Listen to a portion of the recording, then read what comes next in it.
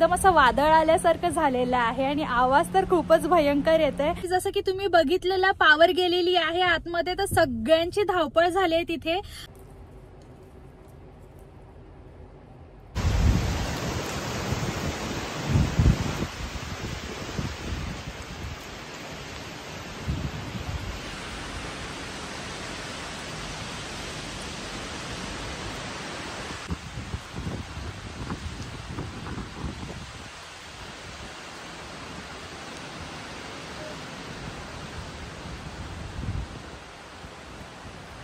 Hello मित्रांनो, welcome back to a channel. हा प्रवास तुझा माझा फ्रॉम इंडिया टू कॅनडा। तुमच्या सगळ्यांचं खूप खूप स्वागत आहे आमच्या यूट्यूब चॅनलवर। आय होप तुम्ही सगळे मजेत आहात। आम्ही एकदम मस्त आणि मजेत आहोत। सकाळ झालेली आहे शनिवारची आणि आम्ही निघाले ग्रोसरी शॉपिंग करायला चाललोय कॉस्कोला। तर चला आमच्या सोबत ग्रोसरी शॉपिंग करायला। आणि जसं की तुम्ही माझ्या मागे बघू शकता, भरपूर हवा सुटलेली आहे आणि एकदम असं वादळ आल्यासारखं झालेलं आहे आणि आवाज तर खूपच भयंकर येतोय। तर चला, बाहेर वातावरण पण भरपूर गार आहे, तर जाऊया, गाडीत बसूया आणि कॉस्कोला जाऊया।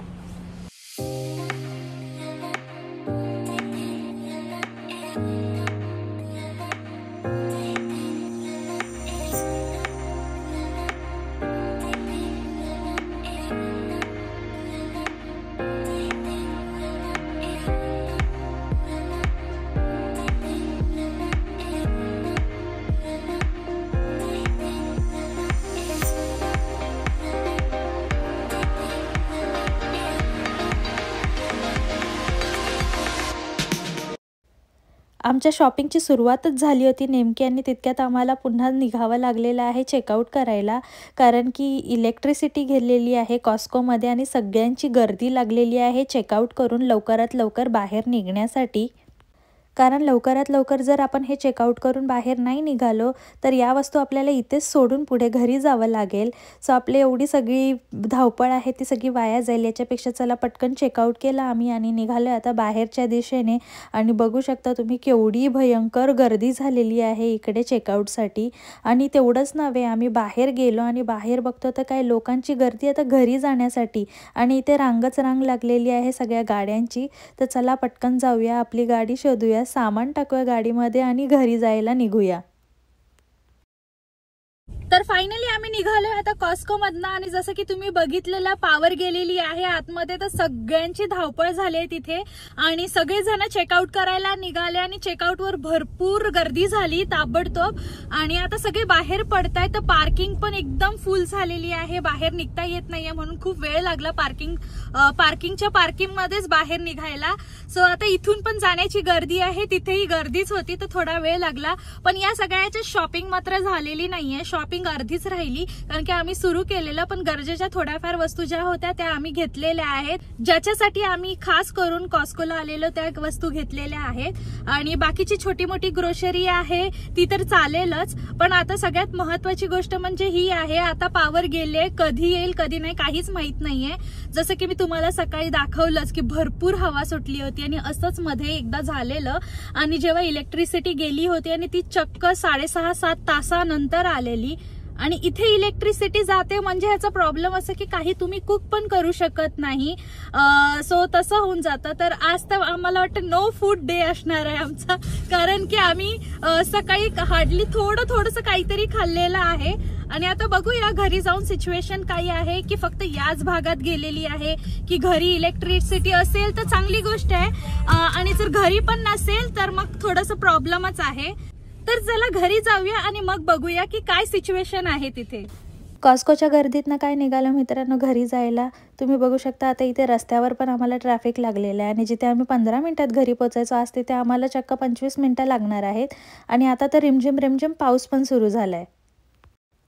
कसं बसं आम्ही घरी पोहोचलो मित्रांनो। आणि सगळ्यात महत्त्वाची आणि आनंदाची गोष्ट माझ्यासाठी ही होती की घरी इलेक्ट्रिसिटी होती। आज आमच्या इकडच्या भागातली इलेक्ट्रिसिटी गेली नव्हती आणि आरवला पण खूप मजा आली, कारण की त्याला त्याची टी व्ही बघायला मिळणार होती आणि तो काहीतरी वेगळंच असं इथे डान्स करतोय।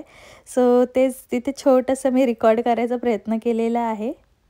आणि ही आहे आमची छोटीशी ग्रोसरी शॉपिंग जी आम्ही कॉस्कोमधनं केले। स्पिनच आणले मोठं पॅकेट एक, त्या व्यतिरिक्त इथे घेतले पायनॅपल, बीन्स घेतलेले आहेत, मिल्क आहे, डिटर्जंट घेतलं आणि अनसॉल्टेड बटर घेतलेलं आहे तूप बनवण्यासाठी, आणि त्या व्यतिरिक्त आरवचे डायपरचा बॉक्स होता।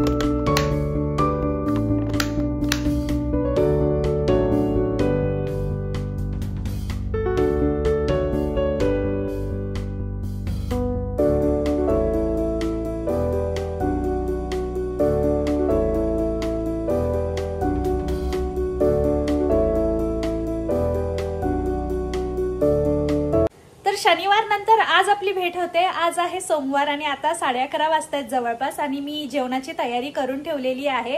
त्या दिवशी जसं की तुम्ही बघितलं आम्ही कॉस्कोला गेलेलो आणि तिथे लाईट गेलेली होती, त्यामुळे आमची खूप धावपळ झाली, भरपूर ट्रॅफिक लागलं, घरी यायला उशीरही झाला आणि मग दुपार झाली होती घरी येता येता। मग आम्ही पटकन आमचं जेवण आवरलं आणि जसं की मी तुम्हाला सांगितले की हे घर आहे ना ते विकायला आहे, सो त्यामुळे ना सॅटर्डे आणि संडेला इथे ओपन हाऊस असतं, म्हणजे लोक येतात घर बघायला ऍक्च्युली। सो त्यावेळेसच्या टाइम फ्रेम मध्ये आम्हाला ती अवेलेबिलिटी ठेवायची होती, त्यामुळे मला काही ब्लॉग शूट करता आला नाही कंटिन्यू। आणि काल ऑब्व्हियसली माझा वीक सुरू होतो संडे पासून, तर मी काल पण कामाला गेलेले, तर मला कालही वेळ मिळाला नाही।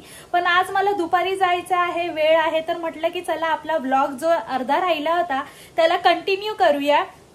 तर आरवला सोडून आल्याच्या नंतर जसं मी तुम्हाला बोलले सगळी कटिंग शॉपिंग करून घेतलेली आहे। काय काय तयारी केली व्हेज बिर्याणीसाठी ते बघून घ्या पटकन। सो व्हेजिटेबल बिर्याणी बनवण्यासाठी इथे मी खडे मसाले घेतलेले आहेत आणि एकीकडे पाणी पण गरम करायला ठेवलेलं आहे। तर आता हे मसाले आहेत मी पाण्यामध्ये घातलेले आहेत। व्हेजिटेबल्समध्ये मी सगळे व्हेजिटेबल्स जे घरी होते ना ते सगळे कट करून घेतले आणि मोठ्या मोठ्या पीसेसमध्येच घेतलेत। कांदा पण एकदम बारीक चिरून घेतलेला आहे, जवळपास 1 रुपयाचा आपला कॉईन असतो ना तेवढ्या थिकनेसप्रमाणे त्याला कट केलं आहे, कारण की याचा आपल्याला बनवायचं आहे बरिस्ता, म्हणजेच ते गोल्डन फ्राय केलेलं अनियन असतं ना ते आहे ना बिर्याणीमध्ये भरपूर छान लागतं आणि खरं म्हणजे त्याच्यानेच बिर्याणीला ना खूप उत्तम छान अशी चव येते। सो इथे मस्तपैकी कांदा कट करून झाला आहे, राईस पण मी सोक करून ठेवलेला, तर जवळपास आता ना अर्धा तास झाला आहे राईस सोक करून आणि आता पाणी पण छान बॉईल झालं होतं, तर आता मी राईस याच्यामध्ये ट्रान्सफर करून घेते। आम्ही कॉस्कोला तर गेलो त्या दिवशी, पण जसं की तुम्हाला माहितीये ग्रोसरी आमची पूर्ण कंप्लीट झाली नाहीये, पण तरी सुद्धा भरपूर व्हेजिटेबल्स होत्या आणि सगळ्या ज्या बिर्याणीला लागतात ना त्या सगळ्या व्हेजिटेबल्स असल्यामुळे म्हटलं की चला आज व्हेज बिर्याणी बनवते मी। आणि भरपूर दिवस झाले बनवली पण नव्हती आणि साधी खिचडी बनवली असती ना तो कोणीच खाणार नाही हे मला माहिती होतं। सो त्यामुळे म्हटलं की चला आज बिर्याणी बनवते, म्हणजे सगळ्यांची खायची इच्छा तरी होईल।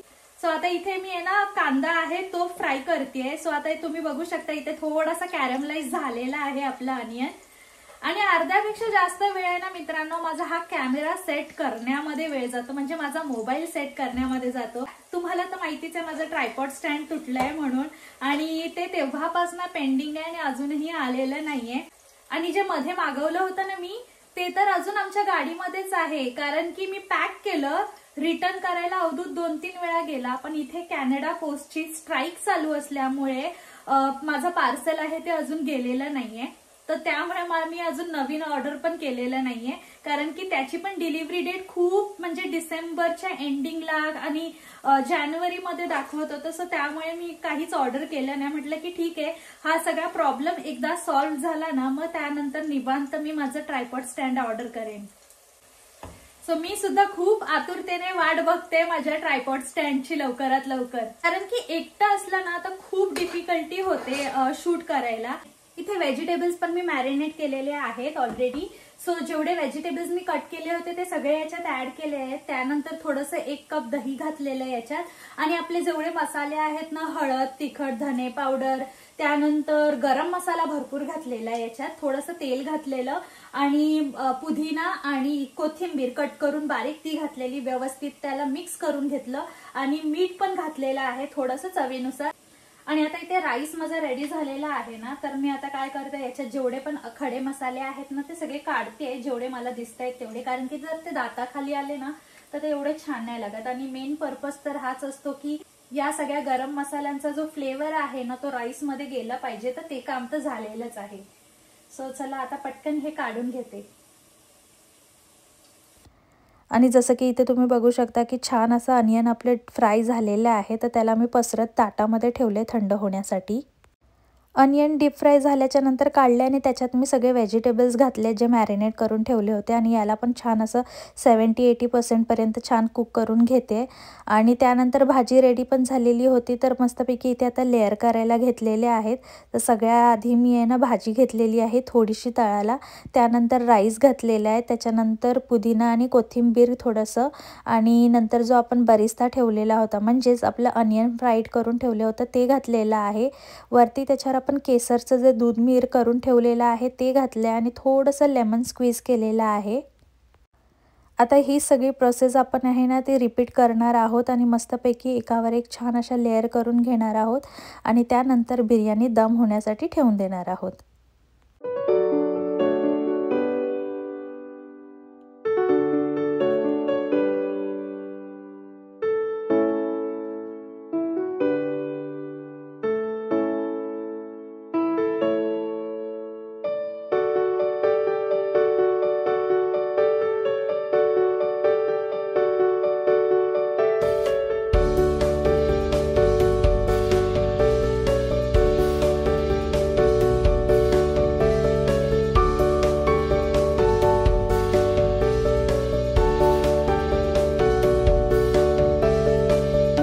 A few moments later.